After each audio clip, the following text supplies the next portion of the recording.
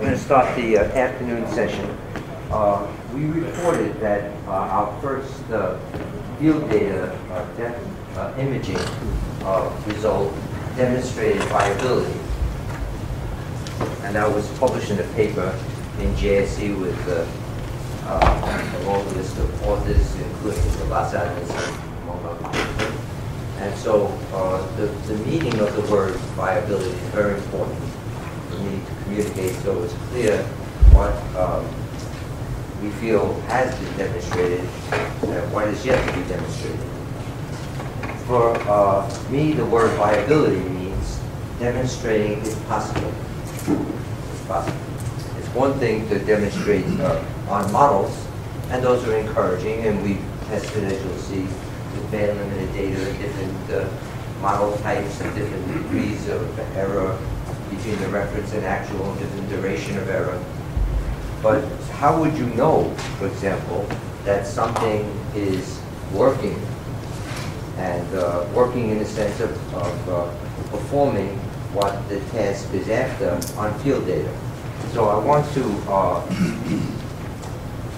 two things I want to achieve in this talk. One is to communicate why I believe that that test demonstrates method viability, that it's possible. And second, what is our strategy specifically to move us from, okay, you showed it's possible, to added value? What are the specific steps in the strategy? And those steps are not in the slide. I'll just write them on the board and it'll be clear. Because, okay, so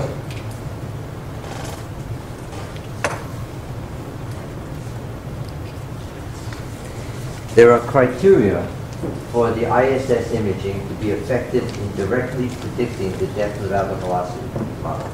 All these criteria have to be met. They're all necessary, and none is necessary and sufficient. Taken together, they're necessary and sufficient. Okay? We understand? They're all necessary, each individual, but having one by itself will not guarantee the depth. Okay? So the first is, we saw in multiple removal, both resurface and internal, that these tasks of multiple removal and so on are achieved through a series. They're not achieved through a turn. And the series that achieve these tasks get more and more complicated as you move away from the free surface. The free surface multiple is the simplest because you gave it a prior information. You gave it that the item in the world that separates the experience of a free surface multiple from everything else is a free surface, and you told the method where it is and what it is. Once you get to internal, you give it no information. No, what about nothing is provided, nothing is produced. It requires, well, if you don't give it any help, it has to work harder. Okay? It has to, the burden is on the series to do everything. So one term in the free surface case, remember this had free surface multiples, internal multiples, and primaries. He goes to. And this plus this, one term did elimination of first order free surface. It had some other issues, right? But it did that. In other words, it all did higher order. But one term did a precise prediction of amplitude and phase of first order free surface multiples. When you get to internal, you have a triple integral, and that triple integral does not produce elimination of anything. It produces precise time, but approximate amplitude, okay, of free surface multiple, and that approximation gets worse with depth. You get an increase, a decrease in effectiveness of that amplitude. Okay? It does as well as it can. Is this clear? It takes, as we saw, an infinite series to get the amplitude straight. If, for example, you take this what are these guys doing? These guys are searching. They're told, you only have data in water speed. Go remove internal multiples. So the first thing it does is it says, let me imagine that an internal multiple in the real world is from 3 reflectors. A deeper one, a shallower one, and a deeper one. Yes? And it's fine. It says, we don't know where those reflectors are. If we did, we wouldn't have a problem. We would just map it. It's given water speed, so what it does is it tries to mimic that. It says, water speed image, water speed image, water speed image, and assume that some approximation to real image is being approximated by that water speed, deeper, shallower, deeper. The amazing thing is that that step that we just described predicts the precise time with the wrong speed and the approximate amplitude. Okay? There's no way to understand that from a modeling point of view. That was the wrong speed to get the right time. That's all processing. What's the difference between processing and modeling? Why is it that when we model primaries and multiples, you have to know model type? If you want to predict from modeling a multiple, the first question we'll ask is, what model type? Anisotropic, heterogeneous, elastic, absorptive. As soon as I can't model a multiple without you telling me the model type. After you say the model type, I want to know every detail of the model. I can't make a multiple. The forward scattering series for modeling primaries and multiples shares that interest. No model type, no multiples, no detail, no multiples, no primaries are going to be predicted. The inverse has a different attitude. The inverse scattering series, these series for removing free surface and internal multiples not only don't care about subsurface information, they don't care what Earth model type you have. In other words, the free surface multiple removal does not care when Colorado School of Mines changes every year to another kind of anisotropy. That code doesn't change one line. Okay. And the anisotropic is important, but I'm saying imagine if every time you had a different model type, we had to have a different free surface and internal multiple removal code. You don't. There's no way, in other words, why am I talking this way? There's a huge confusion in industry between model matching and inversion. I'm pointing out some very strong differences, okay? And so if I wanted a model match and subtract multiples, I first have to know the model type, then I have to know the detail, okay? If you do it from an inverse, direct inverse point of view, you can predict and subtract all multiples independent of the Earth model type and need no information. Why? Because modeling makes data. Modeling makes the wave field. Modeling is there to create your events. In processing, you don't create the events, they're in your recording. It's an entirely different procedure. You already have the primaries and multiples in your data. To separate them is entirely different than making them. They've been made for you. The phone shakes and you have them. Okay? So that thought is very important. So the point is that free surface multiples work rather efficiently. Internal multiples, if you take this V1, in other words, what is it doing? It's looking, right? It doesn't know where the downward reflection occurred. In the free surface case, it knows where. You understand? It's the free surface.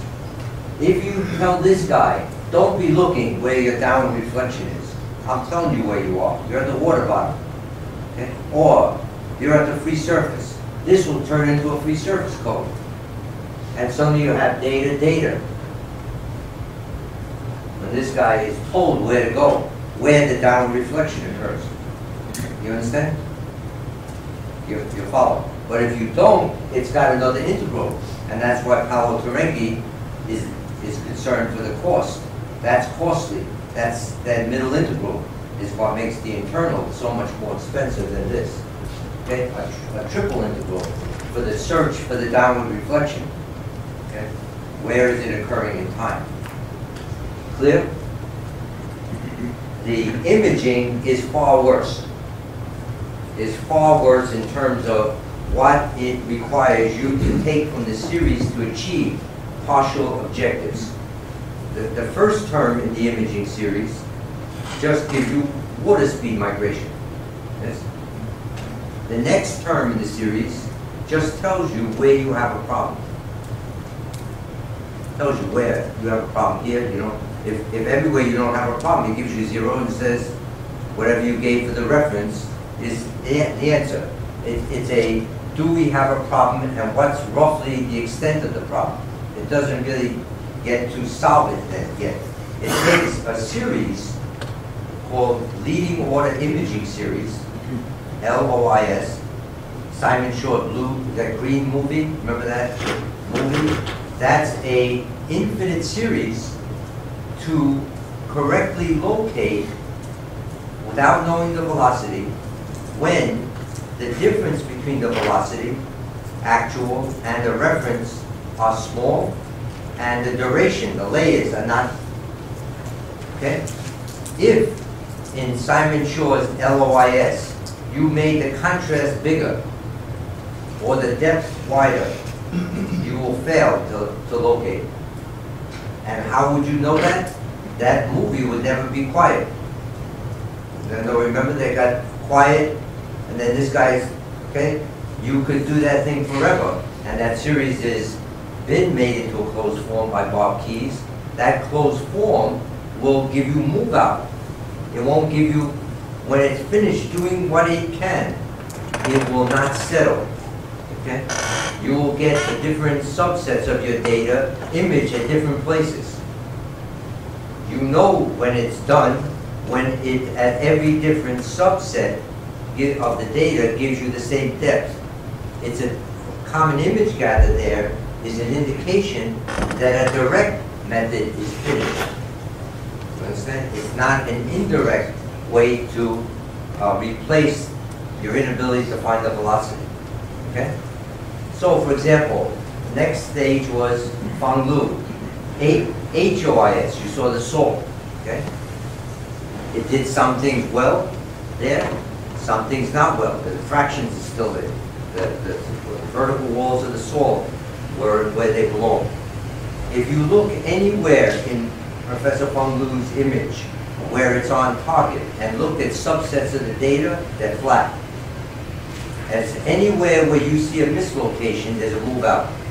There are different ISS images to that point shows there's an issue.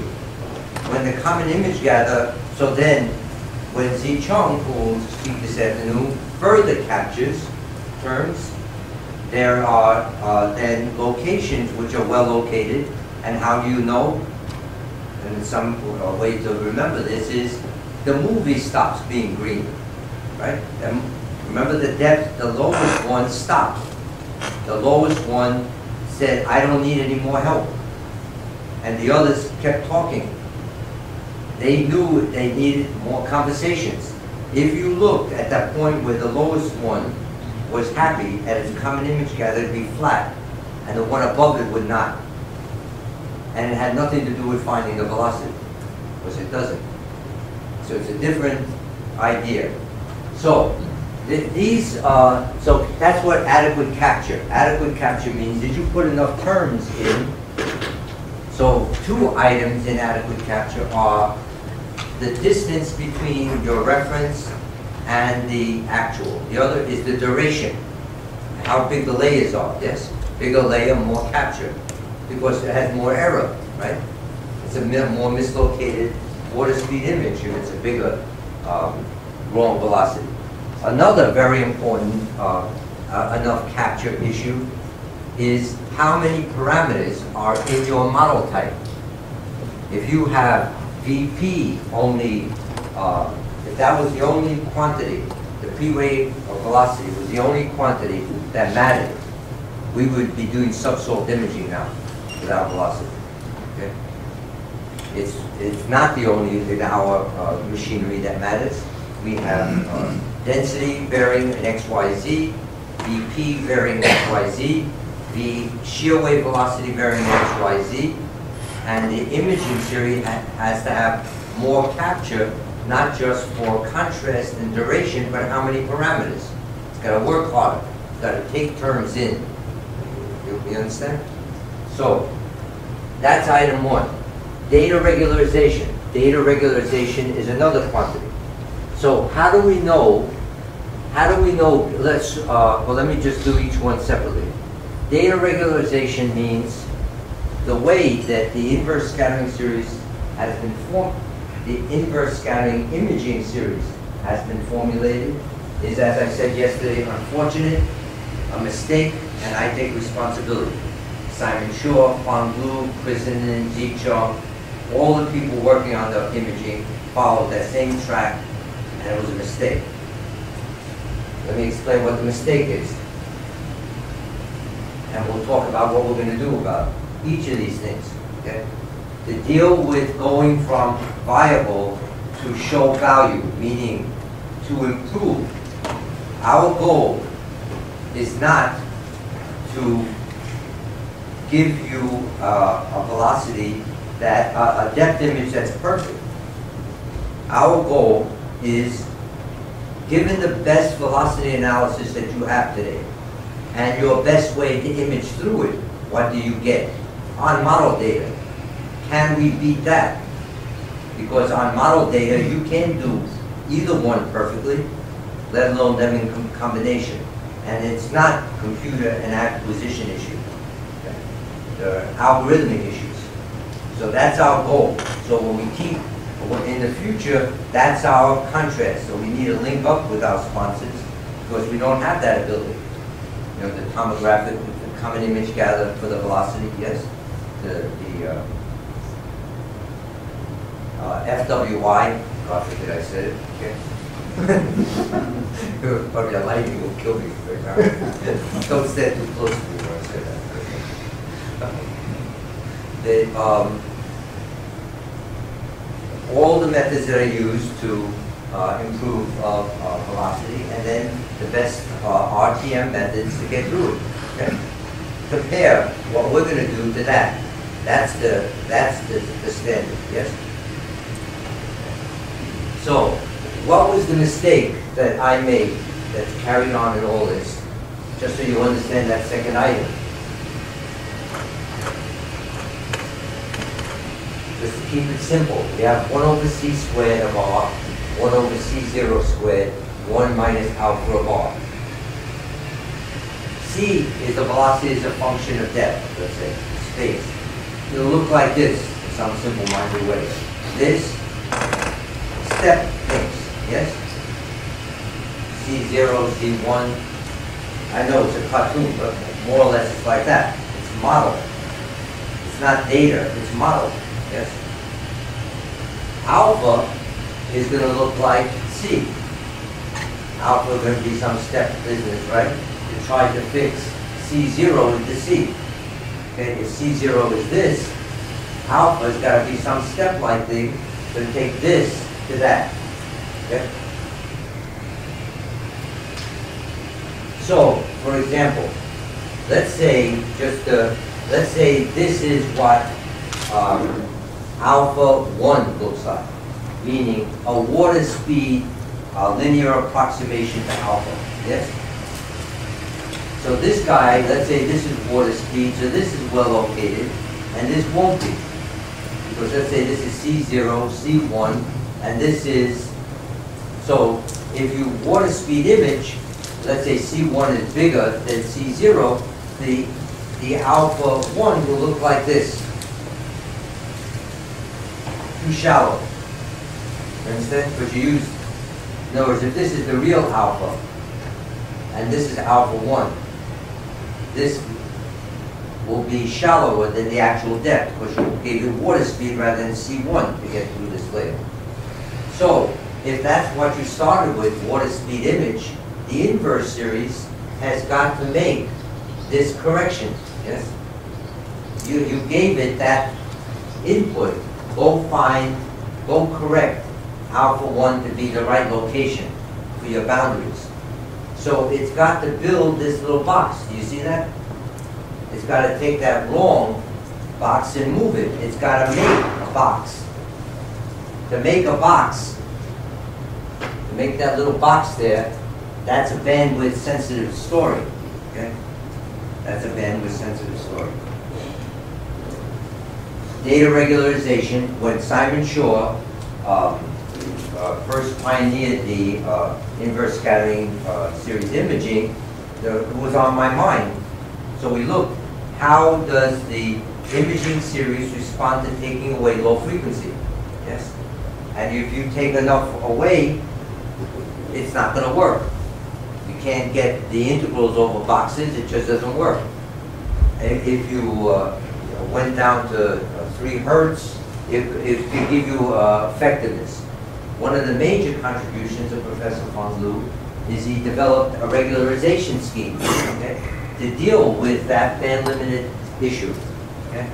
And that, what it does is it requires knowing the wavelet. It replaces the wavelet by a derivative of a Gaussian. Okay?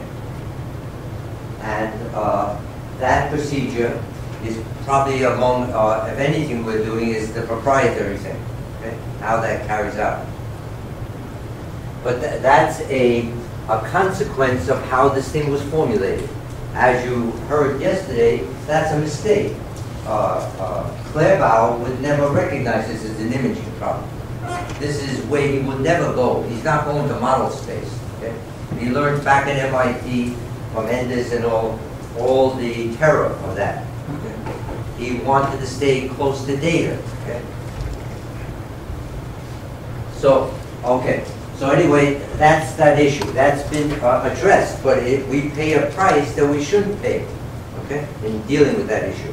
Because we move spikes, as I said, let's say instead of having this initial box, right, this too shallow, we had water speed image, right, and then some other image here at the wrong place. This spike, what do I need? I need this is fine. I need this spike to move to where it belongs. Yes? So I need the series to kill this spike and produce this spike. That is a much simpler problem than making that box. Because removing a spike and making that same spike deeper has no low frequency. The average of this is 0. If you had 0 frequency, it's not interested in it. This guy definitely has interest in low frequency. No low frequency, no jump. Okay? So, anyway, that's these are 2 items, okay, that need to happen. The third item is you got to have a match between the model type in your algorithm and the model type that's appropriate for the Earth that's generating that data. Why? Because unlike our free surface and internal multiple algorithms, which are model type independent, our imaging has progressed through model type specific algorithms. 1 parameter acoustic, 2 parameter acoustic, high-end, 3 parameter elastic, but they're not model type independent. That's going to change. Not enough of that. But they have to have that match. You're going to see here examples, what happens when they match and don't match. Okay? So this is what we tested. So this, the only way I know to deal with 3 is to get rid of it. In other words, common image gather flatness is just going to tell you when 1 and 2 work. Okay?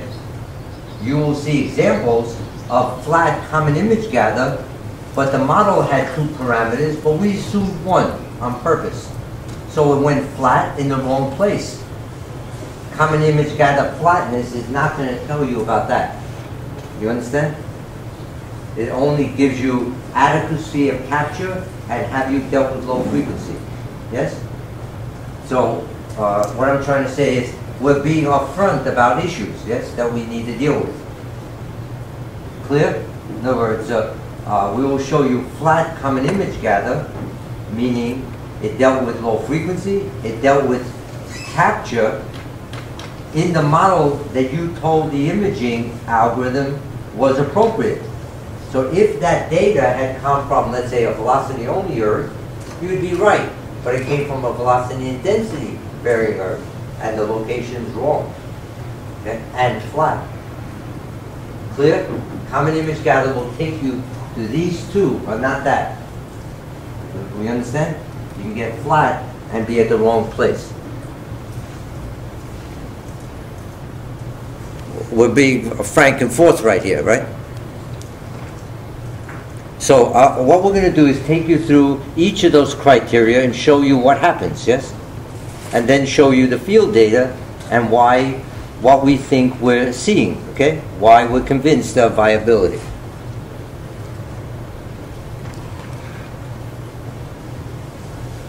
So, here's some model. This move out here, this is just velocity variant, yes? And you see a move out here, you can imagine what this is, a velocity variant. The yellow is the accurate, this is water speed image, yes? Move out. This is Simon Shaw's LOIS imaging. It wasn't flat. Now, you'll notice over and over again that our ISS, under the best of conditions, will not be as good at large angle as small angle. Let me explain why that goes on always. The reason is, the first term it's given is the linear estimate, the water speed image. Yes? Alpha 1, whatever you. Yes? Linear estimate. Linear estimate has different. The linear estimate is, if you think of the simplest linear estimate story, Zollpritz, Bortfeld, yes? Zollpritz is reflection coefficient. I'm giving you some analog, okay, which plays here. Bortfeld, Zollpritz is perfect, yes, for RPP. Elastic over elastic, it computes the PP reflection coefficient perfectly. The Bortfeld, which is a linear approximation, which corresponds to alpha 1, beta 1, that stuff, okay, its accuracy depends on the size of the contrast and the size of the angle. The bigger the contrast, the worse the linear is, and the bigger the angle, the worse the linear is. Okay? So, the bigger, when you give it a water speed image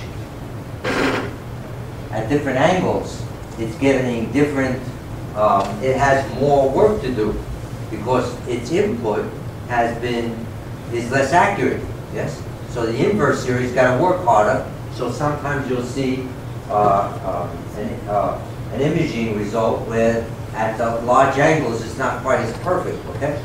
It means it needed more terms yet than what it was given to deal with that issue. Anyway, the point here is leading order capture, higher order capture, Simon Shaw, Fung Lu, adequate capture when flat, not adequate capture when curved, okay? Why did it go deeper with water speed? That's what happened here is LOIS has a property that under certain circumstances it started to talk to events deeper. In other words, we said that the inverse series wants, if it decides that some image has a problem, to talk to only shallower images. Okay? Once it starts to talk to deeper, it's off track. Something in what we told it to do is off track. Okay? And you get this kind of thing. In other words, there's no way to understand this with the lower speed. Why is it, right? Why is it going deeper? So I just thought to mention that before someone asks. Okay, so this is describing the issue of has to be adequate capture. Less capture, more capture, yes? More terms. Regularization now, yes? Here's a model. Here's a water speed image, water speed migration.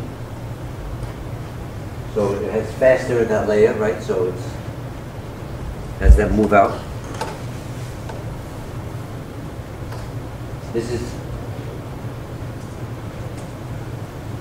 is ISS imaging of the data with low frequency. In other words, it gave it an unrealistic low frequency. Okay, it just made a lot of low frequency happen, so it worked. ISS imaging of data with damaged low frequency. Okay, ISS imaging upon loose regularization. Okay, that's different than just giving it. Okay, this meant remove the wavelet and replace it. Yes, rather than just artificially give it low frequency. Okay, so this says without regularization, yes, it's not working.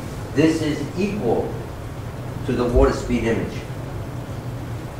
That shows how critical, right, that regularization is. Is it clear? That center picture looked like the water speed image.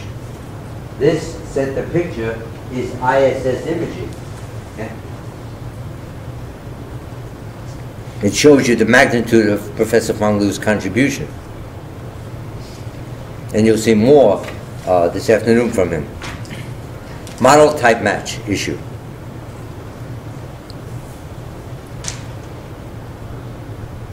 Here's a model where the velocity acoustic, variable velocity and density both. Here's a water speed image, 3 reflectors, yes. Here's ISS depth imaging, assuming only velocity varies. The actual medium and velocity and density both vary. If you assume that the velocity is the only thing that varies, if you assume that the velocity is the only thing that varies, in its mind, that data has come from a velocity only changing Earth. So it does what it should do there, and it says, I have enough capture. Yes? You have enough capture, but you're not at the right depth because you have the wrong model type. You understand? So that, okay. So, flat common image gather does not tell you you got the right model type. That was my point, yes? If you regularize, yes. If you have capture enough within the model type, yes. But if you have a mismatch between the model type you're assuming and the model type that actually makes that data, that flat common image gather is no indication that you have the depth. Okay? You have the depth in some pseudo world, okay? Not that world. You have a depth for a world where velocity would only change and produce that same data, okay?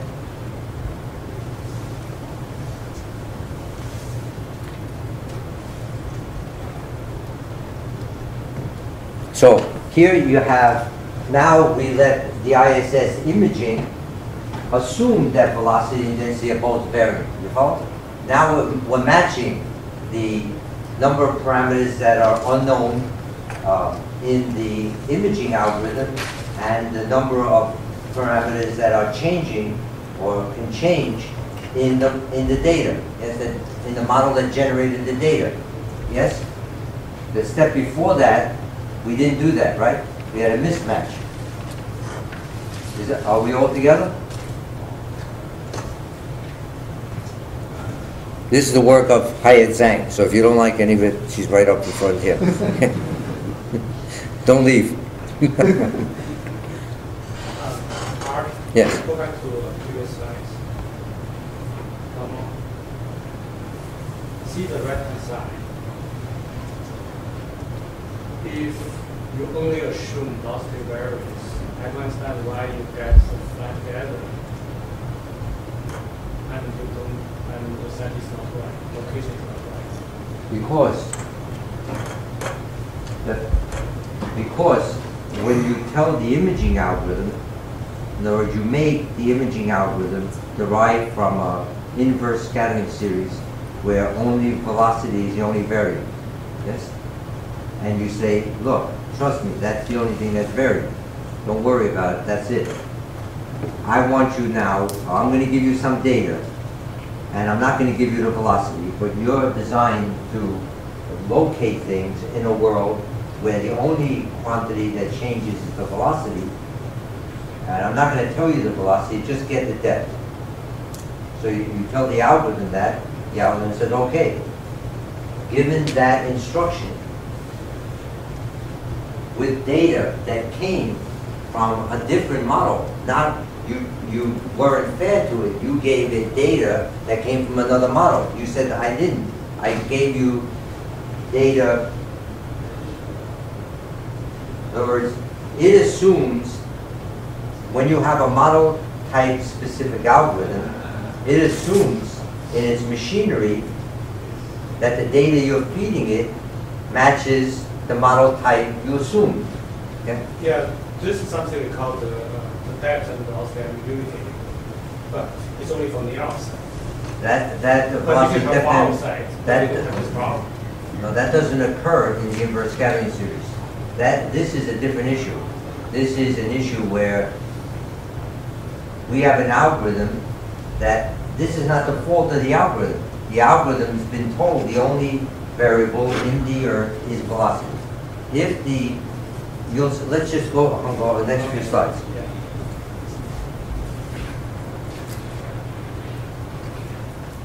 Okay, this is a different, this is ISS depth imaging, assuming both density and velocity can vary and are unknown. Now that last data matches this algorithm, you understand? This algorithm has been made to do imaging in that kind of world, yes? So the first thing is, you had density change and density change, no velocity. So this has no imaging problem, right?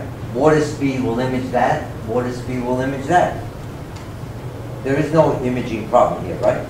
Density change, but not velocity. I guarantee you, if you take the data from this, and we did that, and put it into a velocity only changing Earth model, it will move that. You can't blame the algorithm. You told it it was a velocity only changing world. It interprets every reflection in terms of things that you told it the model depends on. Okay? Here, the ISS depth imaging is not fooled by that. Okay? How? Because it looks at the angle dependence of the data, like we were saying yesterday.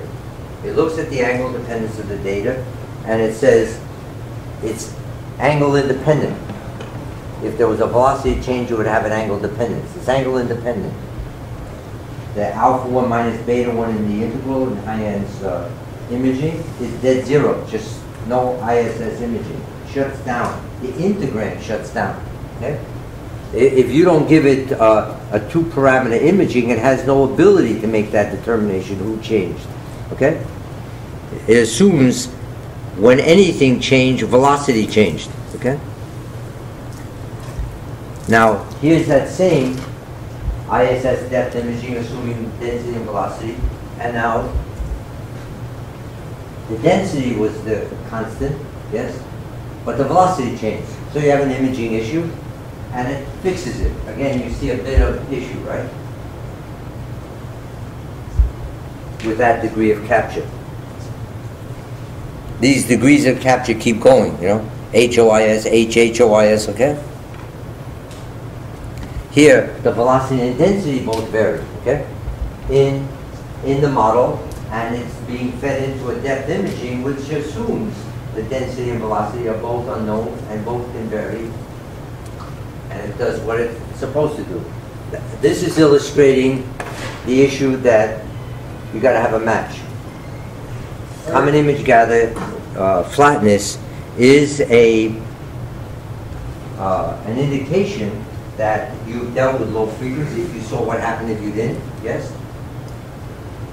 You have to have adequate capture, but you have to have, those are all important, but if your data has been generated by a model, that's different than what your imaging series is assuming, you're going to have different issues that are not just, okay? The flatness indicates if that data came from a model that your imaging series is assuming, you would be getting the right depth in that model. Yes? Yeah. Clear? Elastic. I think we showed this yesterday. Here you have, there's a case where density changed, but the P and S velocities didn't change. I guarantee you, if you're, again, the imaging algorithm here is Haiyan Zhang, okay? 3 parameters. If you made density, density, density change, and you give it this and you say it's the velocity on the Earth, you're going to get an imaging change. You understand? It will not be fooled here. Art, it's possible that you could get common image galleries that won't go flat, right? Because you're using an acoustic model in the ISS series, and maybe that a pure acoustic model could not create the data you recorded. That's true. Okay, then we won't get it. That's true. But when we do see that, it's an indication of when we have a mismatch. It indicates that in an acoustic model, that would make sense, that data. Okay? You're exactly right. I could imagine that that won't always be the case. Okay? So here's a polarity reversal. This is work of not only Haiyan Zhang, Xu Li, and then Hong Liang. So here, what's going on? ISS depth imaging, assuming density, okay? What happened here is in Haiyan Zhang elastic, ISS elastic, BP, VS, and rho, all unknown, okay? There's an integrand, an imaging term, which starts the imaging process. The integrand is A gamma 1 minus A rho 1. And Hong Liang showed, after Haiyan, that when BP doesn't change and VS doesn't change, but only density changes, that integrand is dead zero. Okay? So it says, if we don't have a P wave velocity error or a shear wave velocity error, we don't have an imaging issue. Okay? Interesting.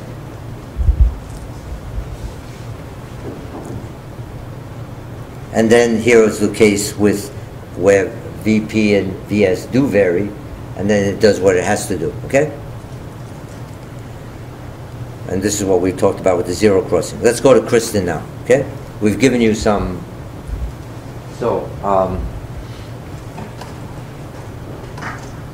this is the wavelet that Lynn just told us about, okay? Okay, this is very shallow Kristin. This is North Sea near Norway. Okay, Data had a group of owners that all checked these results. By the way, ExxonMobil, Statoil, among others. Okay? A group of owners, and it was originally processed by Schlumberger. Okay? From Schlumberger Cambridge Research, they processed it. The original, not what we are doing. Okay? So this is the water speed image. Okay? The water speed image, and 4 reflectors are identified here. And what was amazing was that the first 3 with water speed looked flat. This had a slight move out, okay? But the first 3 looked flat. The first one being flat made sense to us. It's water speed, you're imaging with water speed. So what it turns out is that water bottom reflection is a density change, but not velocity. How do we know that? We'll show you in the next slide. Okay. So the velocity in the water and subwater bottom had the same speed. So the first primary, the water bottom, and the subwater bottom primary, both image flat. Clear? How do we know that it was, there's a quantity, alpha, we assume that we're at the water bottom, it's relatively acoustic. Okay? That, you understand, in these very shallow tests. Yes? So that we're using properties like VP and rho. We're ignoring, which is not uncommon, you know? Very shallow, right at the water bottom. Yes? In the, this slide shows that quantity alpha 1 minus beta 1. What alpha 1 minus beta 1 is alpha 1, alpha is the relative change of bulk modulus, beta is the relative change in density, the ones indicate linear estimate, and this represents the linear estimate to the change in p-wave velocity. And what we saw was yesterday, alpha 1 minus beta 1 was a quotient r of theta 1 minus r of theta 2 over, right? Which goes in an integral. You see at the water bottom here, 0. In other words, no velocity. There's a density change that caused that reflection. That explains why the second reflector, the water bottom being flat clear, the sub-water bottom reflector being clear, is explainable by the fact that the velocity of the water bottom didn't change, it was a reflection, density reflection. What about why is the third one? The third one is an internal multiple. Bouncing between the water bottom and the first reflector has the same move out. Okay? That's why it's flat. At the second reflector, a velocity must have changed because that fourth event had a move out with water speed. Okay?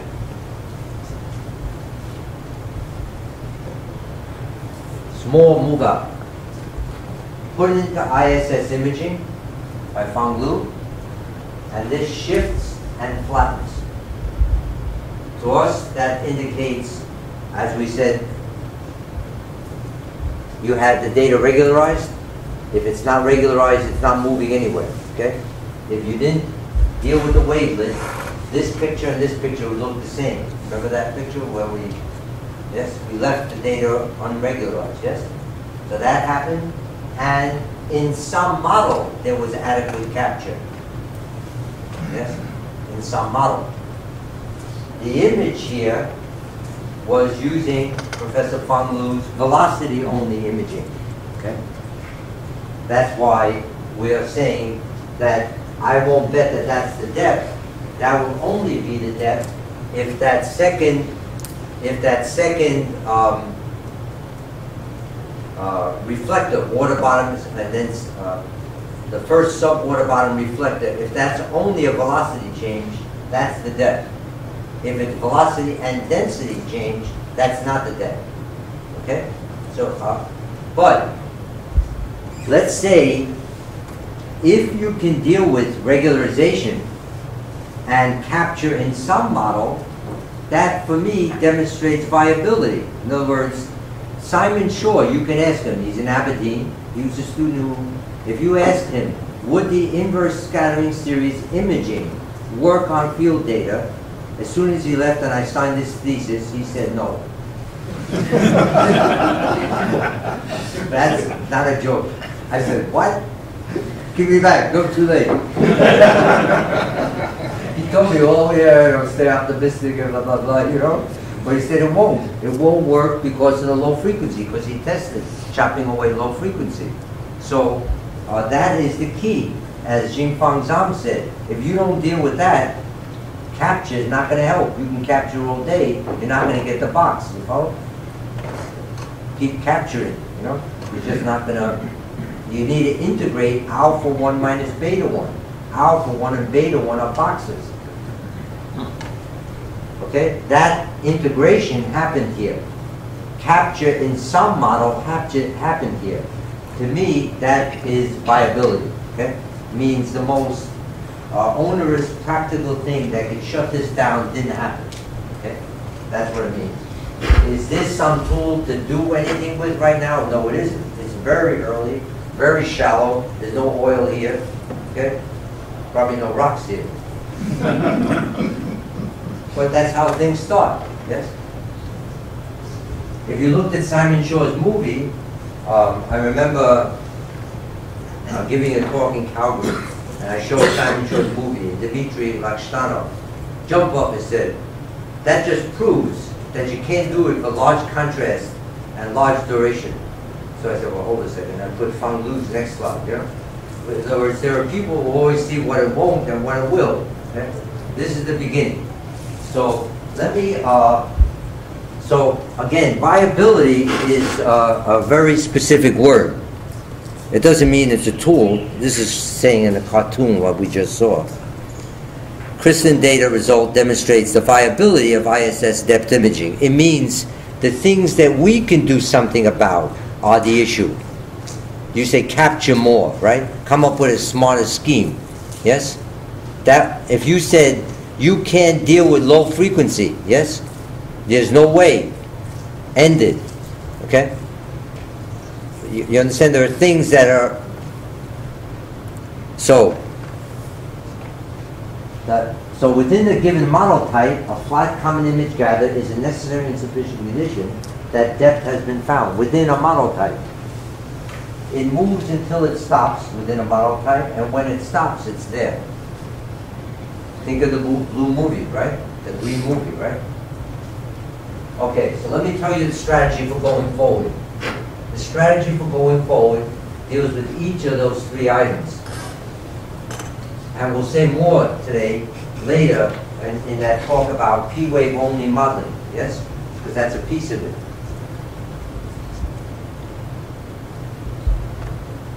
Those three items,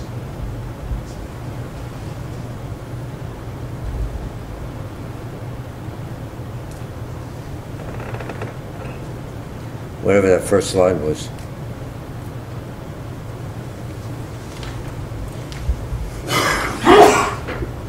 Item 2. Item 2. No more boxes. Boxes start over. Boxes, spikes. Think of John Clever.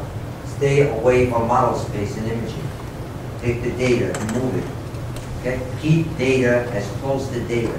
It was a mistake to ever go to model space. You only should go to model space when you're doing parameter estimation. You can't avoid it, yes?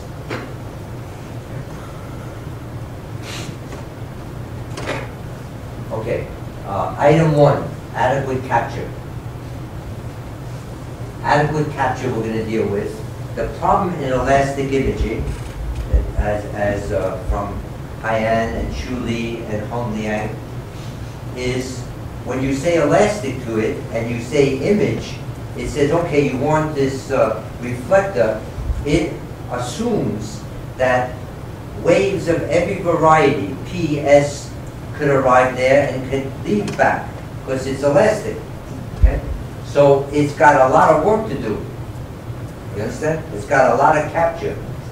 I'm interested in running a compromise on that and dealing with elastic for sure, but only for paths that arrive and leave that are P. Okay?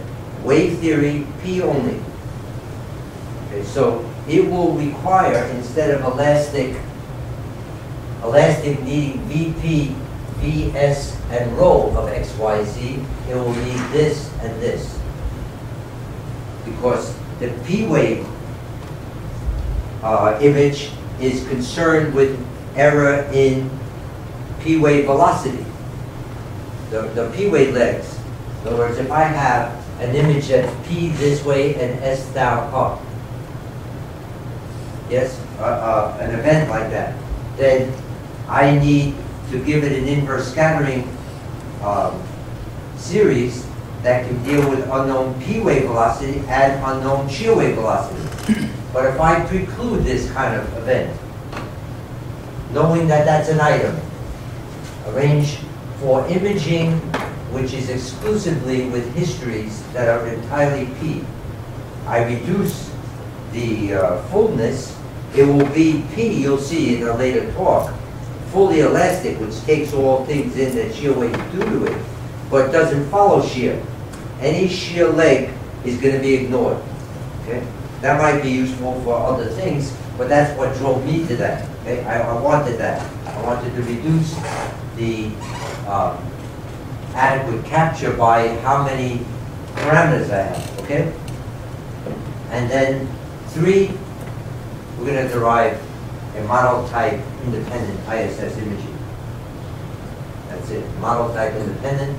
So, spikes, model type independent, and entire P histories in the elastic world.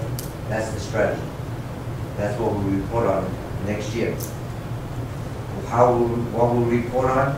How have we done on each of these 3 arrows, okay? It's clear? They're different. You need them all, in my view. Okay, so that's basically the talk, okay? Thanks. Let's see. Who's next?